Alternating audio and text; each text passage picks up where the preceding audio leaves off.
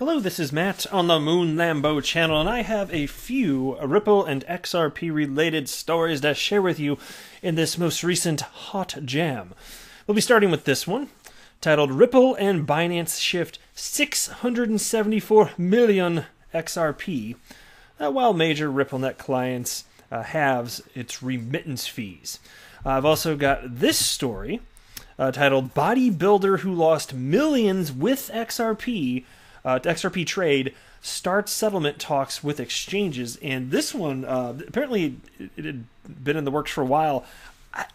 I don't remember this, so if this is something I was previously aware of, it's completely escaped my Moon Lambo mind, so maybe it's actually the first time I came across it, but interesting headline, definitely caught my attention. And then there's this from Crypto Comes. XRP ledger-based DeFi Flare Finance hosts first AMA, that's Ask Me Anything, while Flare denies association with XRPL Labs. And by the way, that we did get a response to a question posed from the XRP community member by Flare Network asking, when are we going to get our Spark tokens? They actually responded to that. I will share with you their answer. But before we go any further, ladies and gentlemen, boys and girls, if you would please ever so delicately tap the like button, I definitely appreciate it. But don't get all smashy with it, because only dorks smash the like button, and you're a super cool person. Now, since I gave you that fine compliment, why don't you return the favor by subscribing to the Moon Lambo channel? Because on top of that, think about it. I think that you know, and I know, and you know that I know that your life will never be complete until you finally take the plunge. It's not like I'm asking you to marry me. Do you see me down on one Moon Lambo knee? No, you do not. No, you do not. You ain't got no multiple carat ring in front of you from the Moon Lambo, which means that if you subscribe and you don't like it, you can break up with me, man. You can just unsubscribe. Ain't no big deal.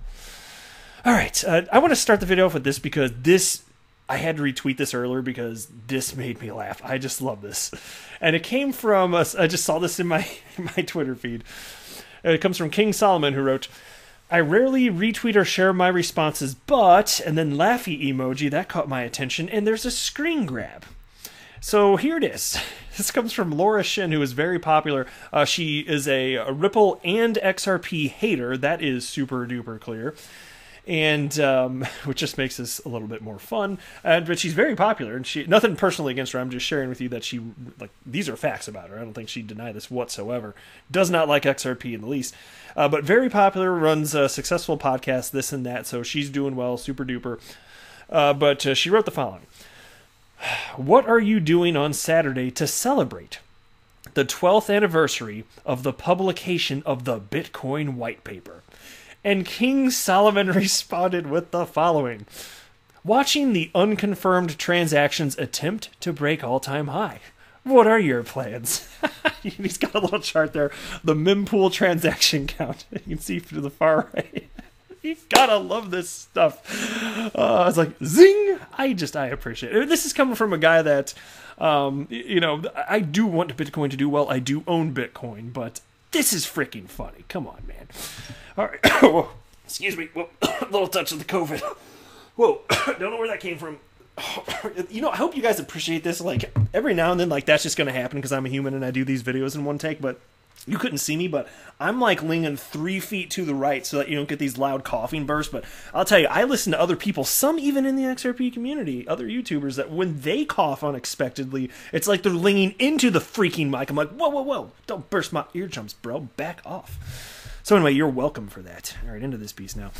The XRP tracking bot on Twitter has spotted several XRP transactions that could make your jaw drop, conducted by Binance and Ripple, and bearing a total of 674.5 million XRP, which is equal to about $163.8 million. Meanwhile, Azimo Fintech Company, which joined RippleNet in April of this year, has announced it is halving remittance fees to send cash from Australia, and that it integrates with Alipay. All positive stuff there. How about that? There's actual utility to be had with RippleNet. which is just a superior messaging system in and of itself. But man, pair that up with on-demand liquidity utilizing XRP as a bridge currency, and damn, it's like the spaghetti has found its meatball. You know what I'm saying? Now, according to the XRPL monitor, over the past 20 hours, fintech decacorn Ripple and crypto trading giant Binance have wired a substantial amount of XRP. The San Francisco blockchain decacorn, which is toying with the idea of moving its headquarters to Japan over a lack of constructive regulatory framework in the U.S., transferred 40 million XRP, worth about $9.7 million, and 10 million XRP was shifted to Ripple's on-demand liquidity corridor in Luxembourg Bitstamp. And so there you go. Clear indications, in my humble opinion. If it's something else, I love reasonable speculation. It just looks to me like management of liquidity, because in any corridor, there's going to be heavier flow one direction as opposed to the other, and so you're always going to need a reshuffling of XRP under such circumstances. Which is another reason that I brought this up in like another video, just this idea of, okay, if you're like a proponent of this idea of like a stable coin, or central bank digital currency or bank coin, like taking over the role of what XRP is being used for as a bridge currency. And I just had a video like a couple videos ago, like breaking down just the nonsensicalness of the concept. But it doesn't just happen on its own. Like, what entity is going to be there to like manage liquidity levels and like flow back and forth? I mean, to some degree, one would hope as this all gets built out that exchanges are going to increasingly work on shifting flows back and forth, but I don't know what the nature of such a relationship is going to look like. I just know that there is no other solution for the train wreck that is the world of global cross-border payments here. Now, to Ripple, the next little section of this, Ripple customer Zemo integrates with Alipay, halves remittance fees for Chinese expats.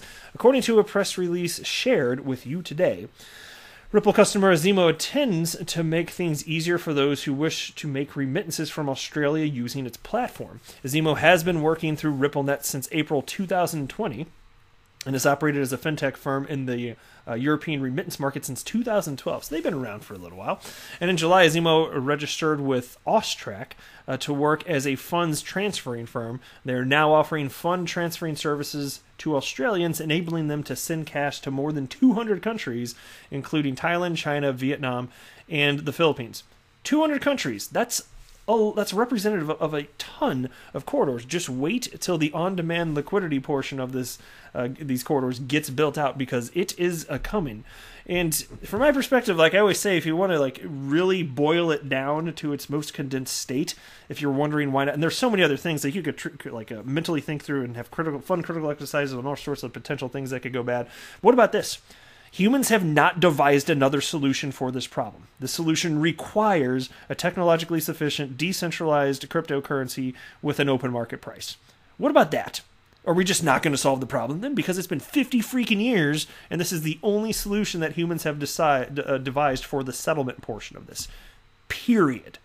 Any other claim to the contrary, it's just sleight of hand, like you saw with real RTGS Global, real time global settlement global. If you like, that's actually the name, which makes it sound ridiculous when you say it like that. But they are RTGS Global, and RTGS stands for that. So global, 2 in a row.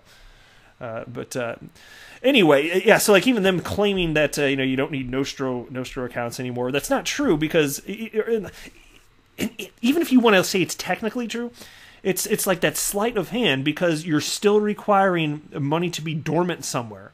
And so like if you're saying it's not like pre-fund, like what the hell are you? You're not freeing up the capital in any sort of way. So anyway, into the next piece though. Bodybuilder who lost millions with XRP trade starts settlement talks with exchanges.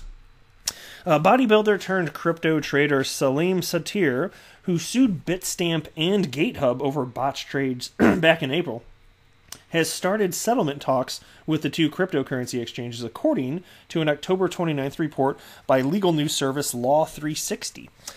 In his lawsuit, the plaintiff argued that he had lost $2.4 million after attempting to exchange XRP, the fourth largest cryptocurrency, for Bitcoin on London-based GateHub in late 2017. While detailing the incident, Satir claimed that he had received Bitcoin IOUs issued by Luxembourg-headquartered Bitstamp in lieu of the real thing. He accused GitHub of misleading users about its trading functionality. The IOU acronym stands for IOU, literally O as in OWE, the word O. These are redeemable tokens that are issued on the XRP ledger.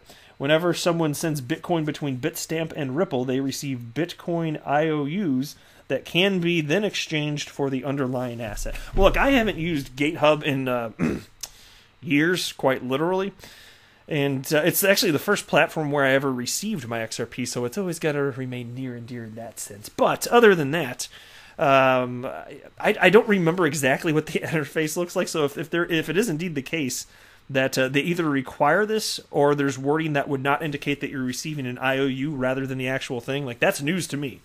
And if so, that's interesting. Like I'll be curious to see how this case pans out here. But if something were not sufficiently labeled and it were me, I would not be happy. But it could also be the case that it's simply user error. We're just going to have to see how it pans out there. Next one, XRPL-based DeFi Flare Finance hosts first Ask Me Anything, while Flare denies association with XRPL Labs. And this is where it gets a little tricky. Like I was joking in a video the other day. It's just it's regrettable that the confusion between what is Ripple and what is XRP is not greater. Because obviously it's pretty much just the Bitcoin maxi trolls out there that intentionally conflate Ripple and XRP, with Ripple being a company, XRP being a decentralized cryptocurrency. And it's widely understood at this point in 2020 that they're not the same damn thing. Well, we've got a new fun problem of equal or greater confusion. There's Flare Networks, or in short known as simply Flare, and then there's Flare Finance, which has nothing to do with Flare Networks, which, again, if you want to call one of them Flare, it's like, which are you referencing? Well, Flare Networks might say them because they were the first one, and they were the first ones to say, you can call me Flare for short. It's just, oh my god, it gets confusing here. But anyway, let's just jump into the piece. Flare Finance is the first ever multi-purpose protocol that will leverage the potential of Flare, XRP Ledger's much anticipated utility fork. It will host an Ask Me Anything on October 31st, and I look forward to seeing how this goes. Maybe I'll think of some awesome questions. According to the official announcement shared in a recent tweet by the WeBlock blockchain development community, an Ask Me Anything session with Flare Finance founders will take place on Halloween.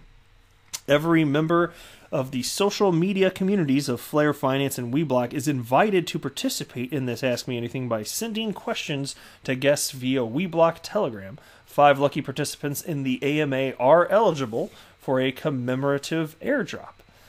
So we'll see. I mean, I have no idea what type of stuff's going to ultimately get covered, and of course, how would we? Don't know what questions are going to be asked yet. But there's almost no information out there with specifics about the mechanics of how this works or what the value proposition is. So if there is a genuine value proposition, super duper. I love that it has something to do with Flare Networks, which is a supportive fork of the XRP ledger. They're calling it a utility fork. And super duper, so if it helps that and or Spark, fine, super duper. But I don't feel like they've sufficiently articulated exactly what's going on. That's just my humble opinion here. Now, onto this. Martin Volk, XRP community member, tweeted out the following. Flare Networks. We know that the snapshot will be taken on the 12th of December, and maybe I've missed this, but has it been made known when the actual distribution will be? So he's asking Flare Networks, creator of the Spark token, when the actual Spark token will be distributed. And then he said, thank you in advance. Flare did respond to this and wrote the following. The distribution will be when the network goes live. We have not announced when this will be. And so, who knows? Up in the air. It might be this calendar year, might be next year, who knows? As long as it ultimately happens. I want my free Spark tokens, damn it. I'm just saying, man. Additional positive news, take a look at this. From Coinfield, cryptocurrency exchange.